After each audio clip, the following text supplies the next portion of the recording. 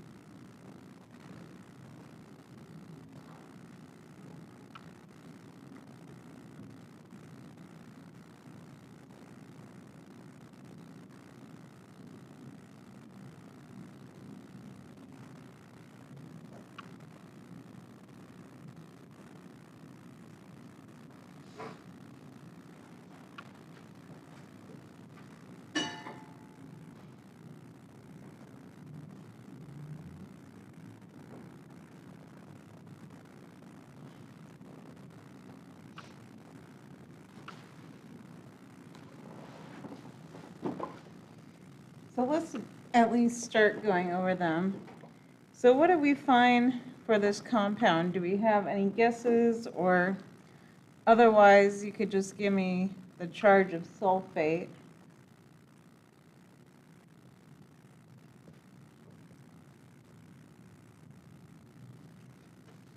So what do we find for this one?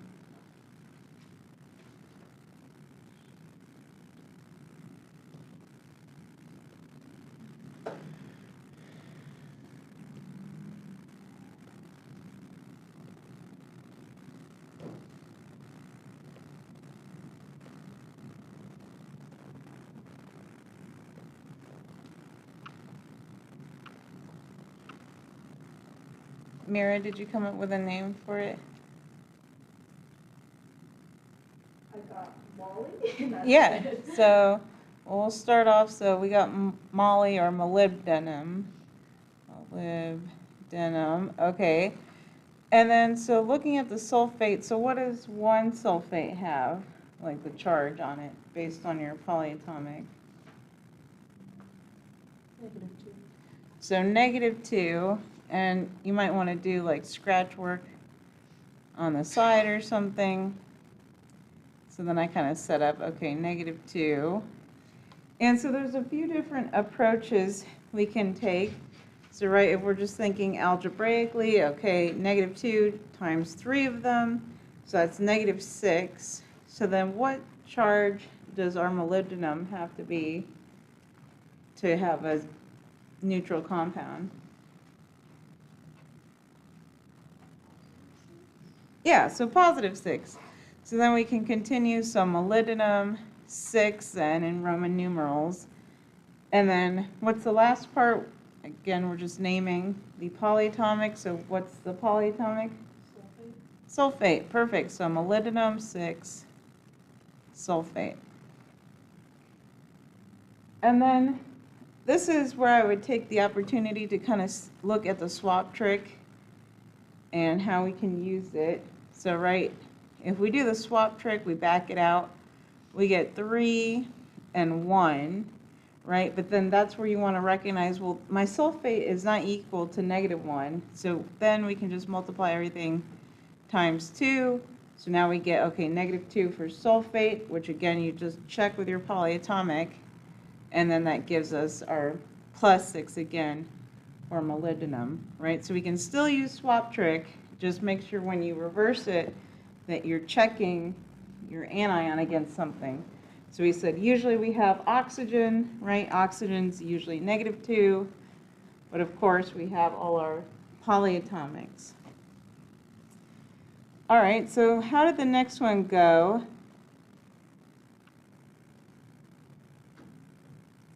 So find what an NO3 is and what a charge, what that charge, what it has.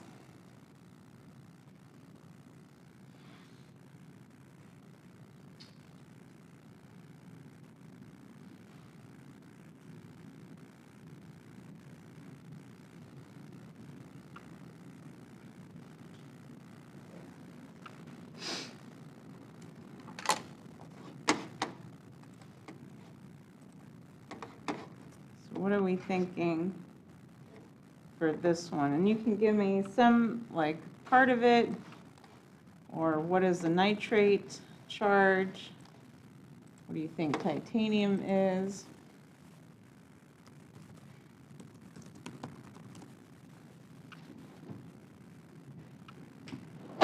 Oops.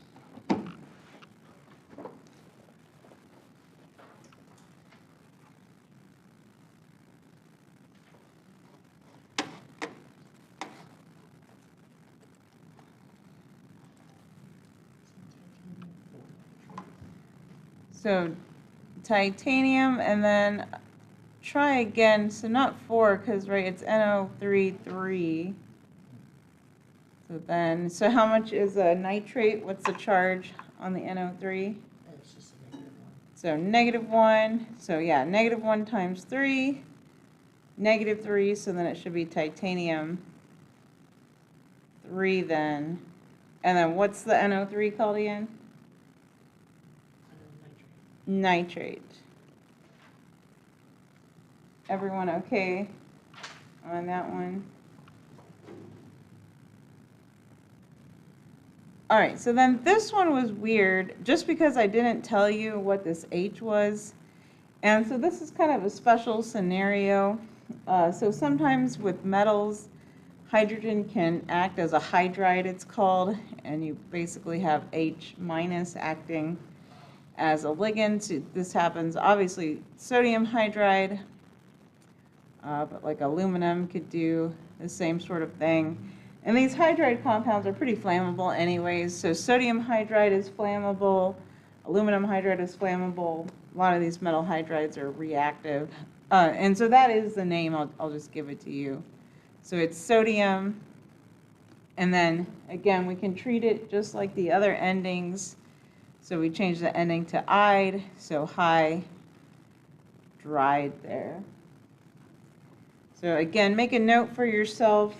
So if you see this H bound to a metal, you know it's a hydride. Iron does the same thing. So like I think iron trihydride or dihydride, depending on the oxidation state.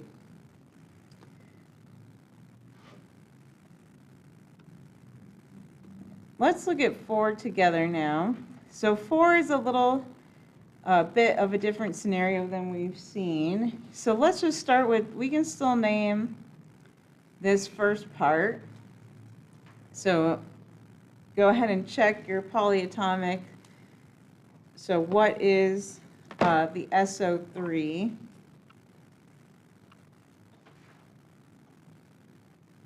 So what's the name of that?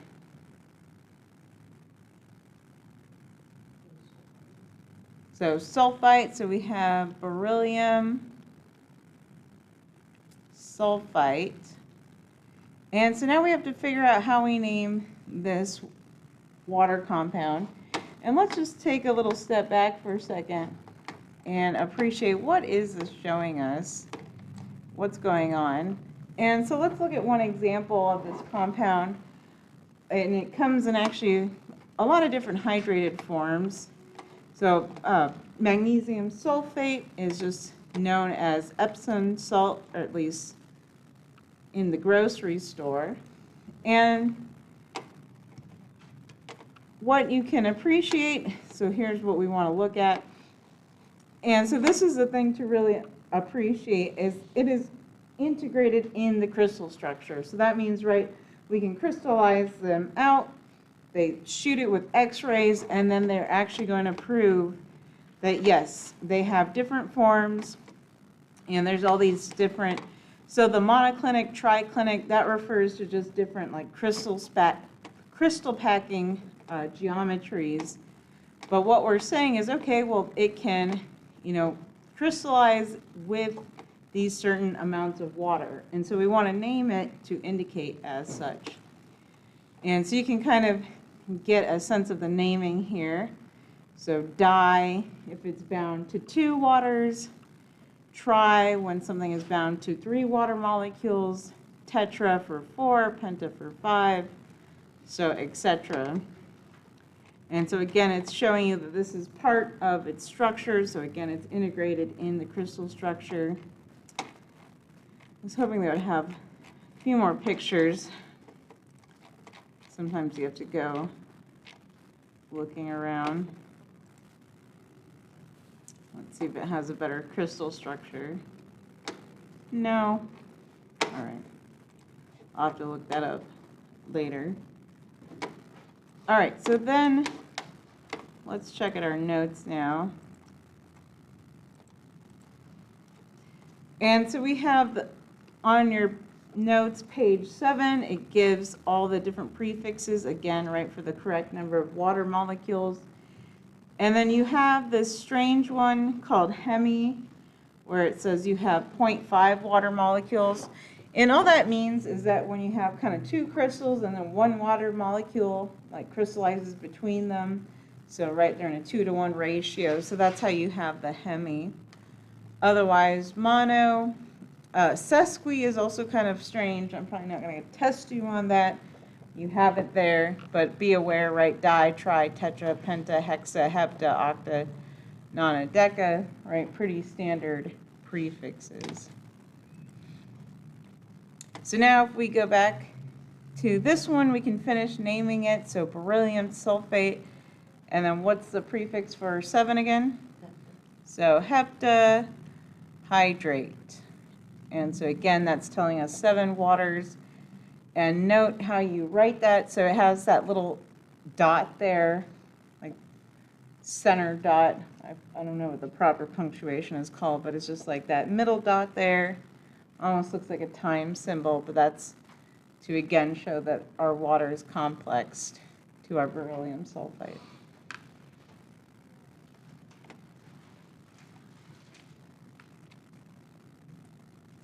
Let's try a few more. So try iron at least. Oops, and this one. And so we'll do those 3 and then we'll kind of try some other practice problems.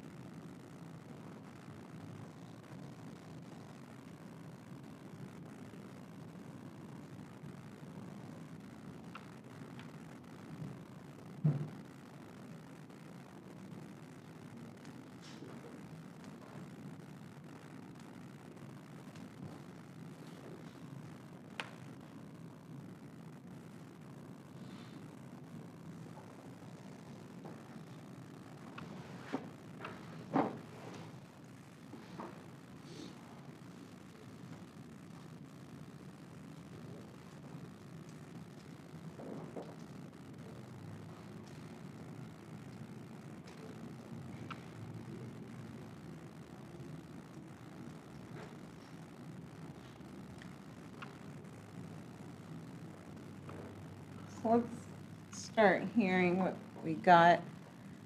Anyone want to go for it for this Fe3 PO4 2 thing?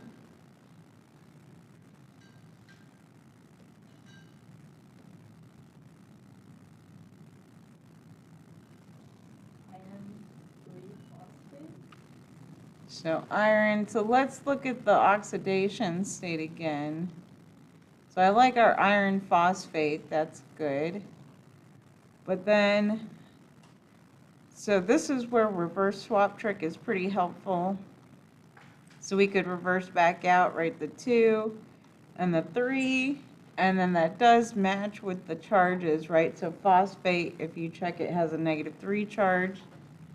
And then we can just sanity check the algebra, so -3 times 2, -6. And then from reverse swap trick, well, if 2 is our oxidation state of iron, so 2 times 3, +6, so that works out. And so if you don't like reverse swap trick, otherwise, again, just look at the algebra. So you have to base it off of your phosphate, so -3 times 2, so you end up with your algebra of 0 equals 3x for iron, right? How many irons plus -3 times 2, and so that's where we get x equals 2. So iron 2 phosphate. So just always double check your oxidation state and make sure that it matches with all the coefficients. And then, what was this one? This was a little tricky, kind of had to hunt for the polyatomics. And you have to recognize that this is your cation, and then that leaves this rest part as your anion. So what was the cation?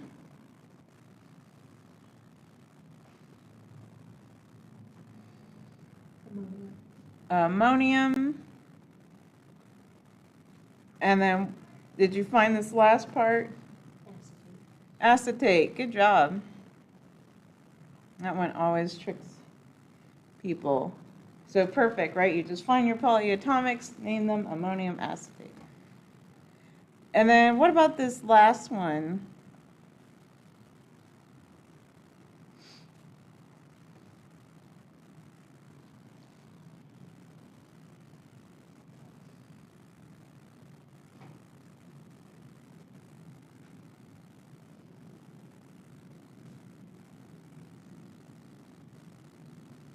Melissa, did you get an answer back there? What about part of it? Did you find out what MN meant at least? So what'd you say? Which one?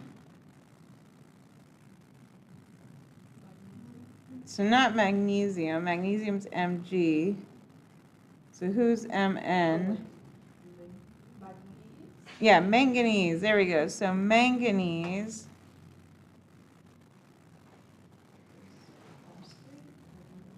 Yeah, so manganese phosphate. And then what about the oxidation state? So again, this is a good one for reverse swap trick. So if you back it out, what do you get for your manganese oxidation state, right? So do your reverse trick, swap trick. So what does that leave manganese at? 7. And check the algebra. That works out, so I'll do the little side work over here. So PO4, 7. And again, right, double check yourself. You can do, okay, phosphate's -3 again. -3 times 7, -21. So -21 divided by 3, or excuse me, +21, since we have to get them to cancel. So 7. So again, reverse swap trick matches. You're just seeing, right, -3, that matches. So that +7 matches. All right, let's try the other way now. So let's just start off with these first. We'll just do the first 4 and see how they go.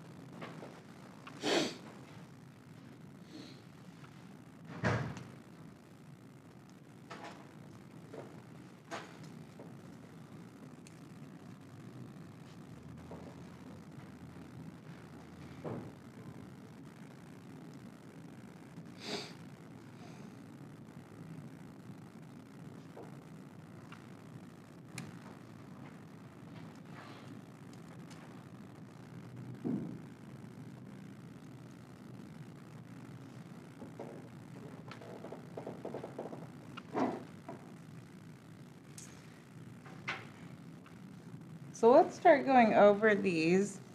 And again, I highly encourage swap trick for these different ones. And so we have, I'm just going to kind of sketch out my side work, right? Vanadium, we're given the oxidation state, so 5+, and then arsenide, so don't forget what that is, right? So just As, and then all those are in the 3- column. And so then we can just use our swap trick, right? Bring those numbers, kind of cross multiply them, get our subscripts, and again, right, double check it. So vanadium, so 5+, so 5 times 3, 15. Arsenic is -3, so -3 times 5, -15. So that works out. So hopefully you got V3 and then AS5 there. And then you can always double check, right, that they're in the least, that there's no other common multiples to divide by, so they're in their lowest ratio there.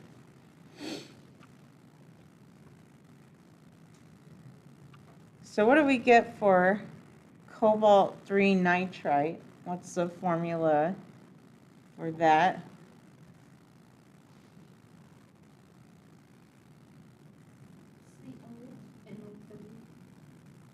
And then not NO3 because it's nitrite. So it's NO. Yeah, NO2, and then how many of them? 3. Excellent.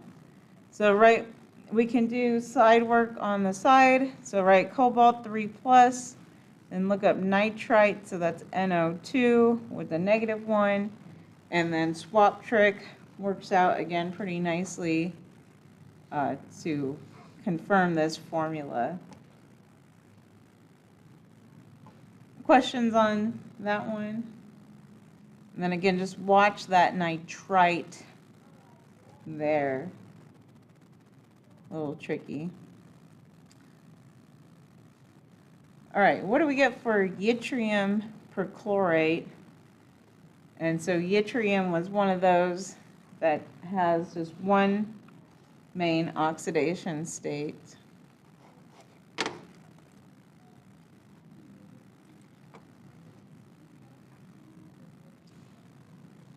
So feel free to give me the formula, or you could kind of walk me through some of your thoughts.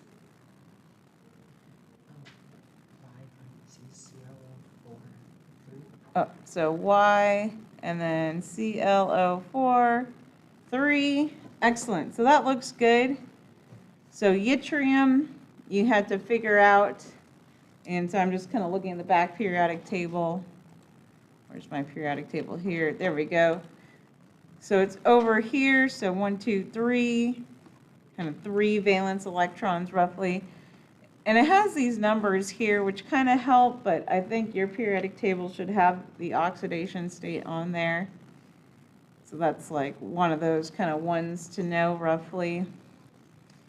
And so yttrium 3+, and then you found your perchlorate. So exactly, that's ClO4. And then all those perchlorates have that -1 charge. So to balance out our +3, we needed 3 perchlorates. That looked good there. Questions on this one? And then what do we get for the last one, silver phosphide? This is, again, one of those ones that we just considered to have one oxidation state in our Gen Chem class.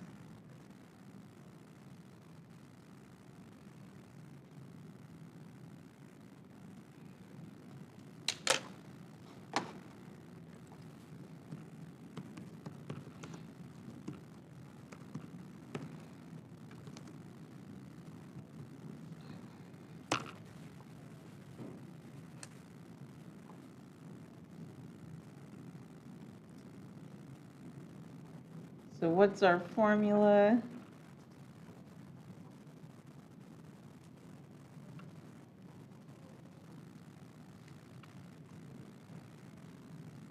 You could also give me what's the most common oxidation state of silver?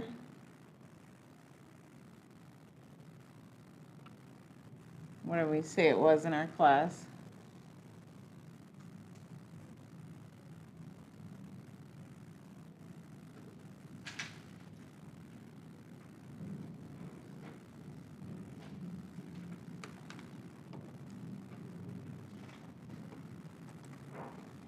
It's in our notes. You go back, hint, hint over here. So what's our oxidation state?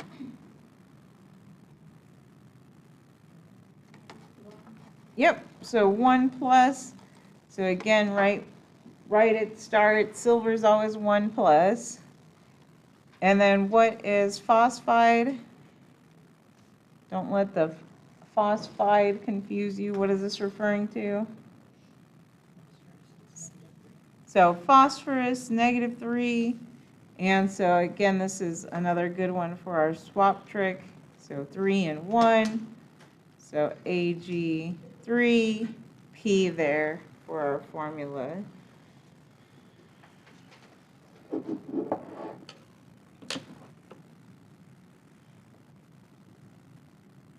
Questions?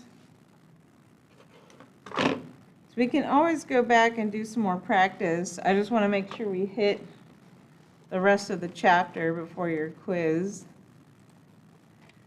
All right, so we went over the water molecules, and then the last bit is the acids, which unfortunately, like, their naming is not the most intuitive, so you kind of have to like spend some time and memorize, I would say. And so it gives you a list of a lot of them. So right, we have like hydrobromic acid, and notice again the naming kind of like this hydro, at least for these more mono atomic ones. So we could do like HCl, so that would be hydrochloric acid, right? HF is the same fashion, so hydrofluoric acid, and then hydrobromic. You can also have hydroiodic. I can't remember how many I's iodic has. And then the other ones get kind of weird, I would say. So we have this HCN, so hydrocyanic acid. So that's just named after this cyanide group here. So it at least shows you cyanide. But then some of these other polyatomics, again, they're not very intuitive. Again, we have this os and ic ending. So notice the os is with the fewer amount of oxygens, and the ic is the higher amount. And so again, you probably won't really encounter nitrous acid, but we definitely will use nitric acid, so HNO3. You should still be aware of nitrous acid. And then same thing, phosphoric acid, you should know. And then we have, right, sulfite becomes sulfurous acid since it's the lower amount of oxygen versus so sulfuric acid, so that's going to be one you're going to see more. And then you have all these chlorates.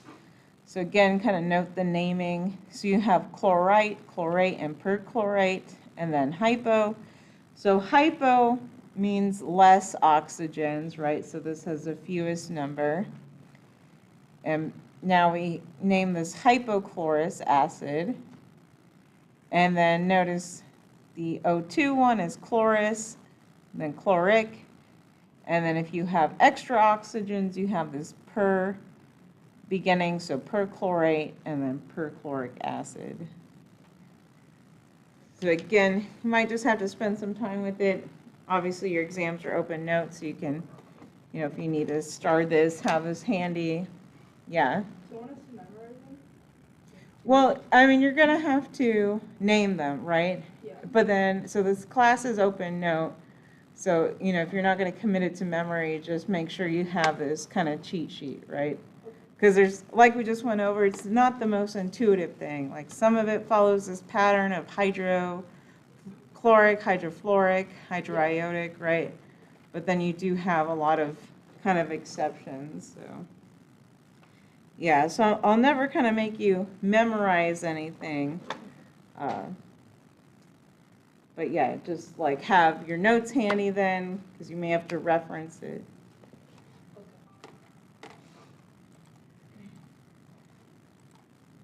All right, so I think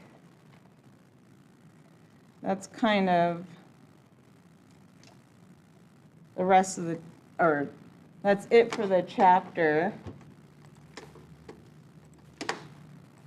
We can go back and do some problems, but before that, I wanted to bring up a few things on your lab that are tricky.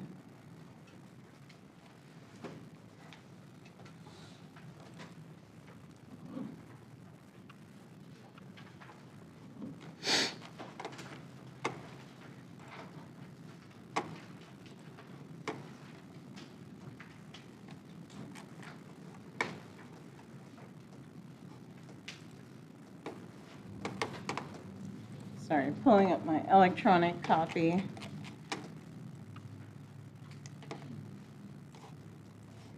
So first I'm just going to show the PDF. So I think most people were understanding this in class, but I just wanted to emphasize it. So I think everyone had discovered, right, we have our atomic number. It's also equal to our protons. And then some people were noticing that like the mass number perhaps is not the most common one. So again, just base your answer of neutrons right off of the mass number. So it looks like this is neon 21, right? A little unusual. So same thing, right, with carbon. Obviously, this is not the most common carbon isotope. So we have 7 neutrons as opposed to our usual 6.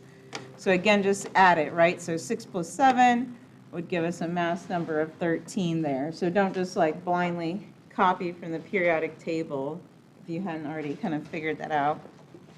So that's that section. And again, ask me for help in recitation if you're struggling. And then people kind of figured out this ion part as well. So again, your protons shouldn't change because that's your identity of your element. So then you're just figuring out, did it lose or did it gain electrons to make the appropriate ion? And then more isotopes. All right, so let's look at this part. Let me actually copy it over because this is a little tricky if we want to treat it appropriately with the sig figs. And so what I mean by that is, okay, well, let's do it together. And so you really have to do this step by step. And so let's start off with, right, the first step, so the multiplication.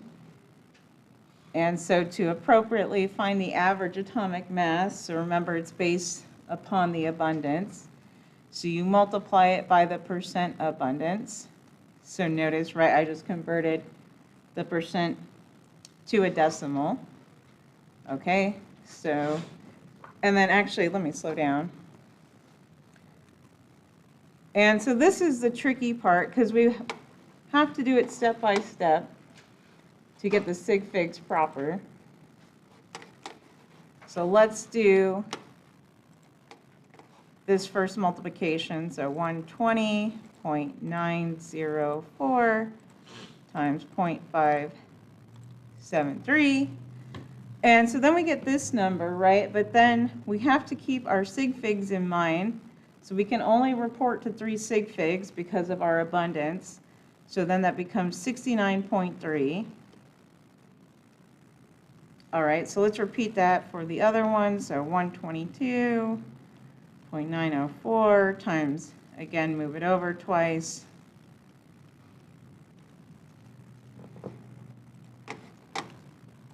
And then repeat, so just punching into my calculator now, multiplying by our percent abundance as a decimal.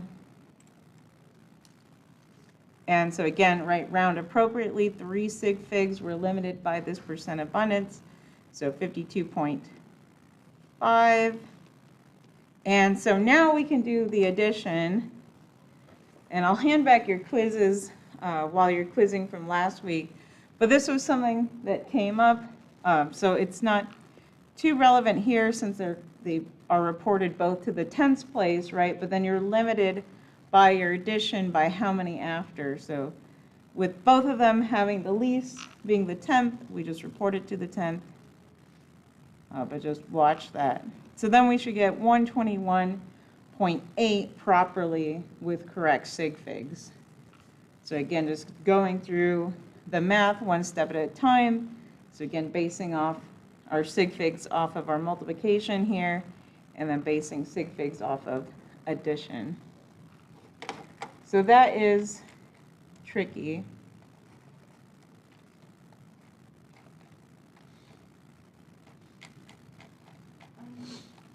Yeah. Aren't they supposed to be reported in 6 significant numbers?